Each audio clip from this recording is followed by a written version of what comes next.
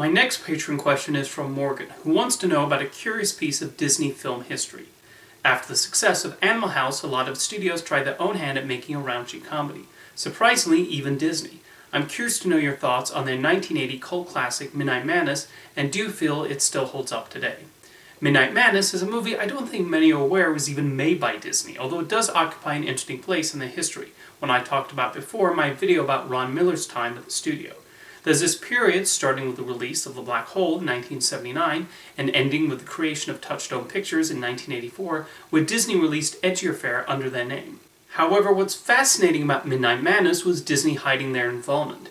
If you look up the advertising for the film, Disney is not mentioned anywhere on the poster, the trailer, or the television spots.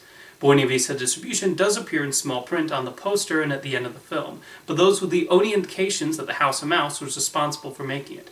Even The Devil Max Devlin, a comedy where Bill Cosby plays the devil, had no issue with putting Walt Disney Productions on the marketing materials. I don't know whether it was because of embarrassment over the film, or because they already had an inkling the early 20s crowd they were looking to attract would assume a Disney college comedy would be more akin to The Computer Wore Tennis Shoes rather than Animal House.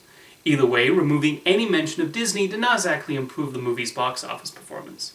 Midnight Madness is definitely a very risque film, though, even if it's not quite as raunchy as Animal House. There are a number of adult jokes not appropriate for children, including a bit involving what a preteen boy is actually looking at through a telescope. There's also an entire sequence at a beer plant, with one part where a teenager, played by Michael J. Fox in his first film role, tries to drink beer.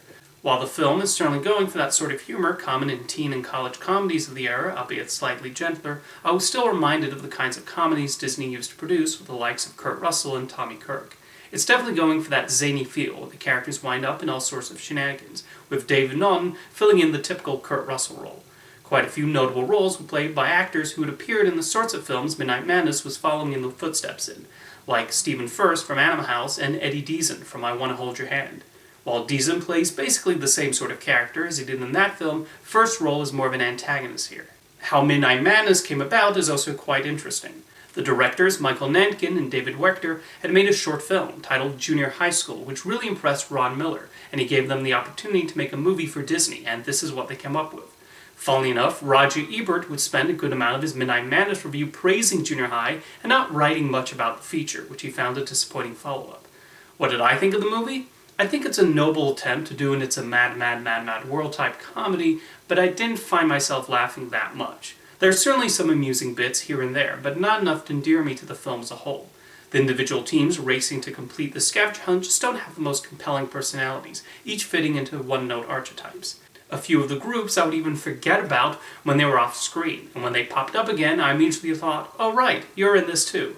I found the funniest part of the film involved the Leon character. It is kind of hilarious that he sets up the scavenger hunt not for monetary purposes or for the players to learn some kind of lesson, but just for the fun of it. And the way he carefully plans it is actually quite admirable. The ending does provide a bit of tension, even though it's really obvious which team will win. Does Midnight Madness hold up to modern Scrutiny? Compared to things like Animal House and Porky's, it's actually quite light in terms of offensive content.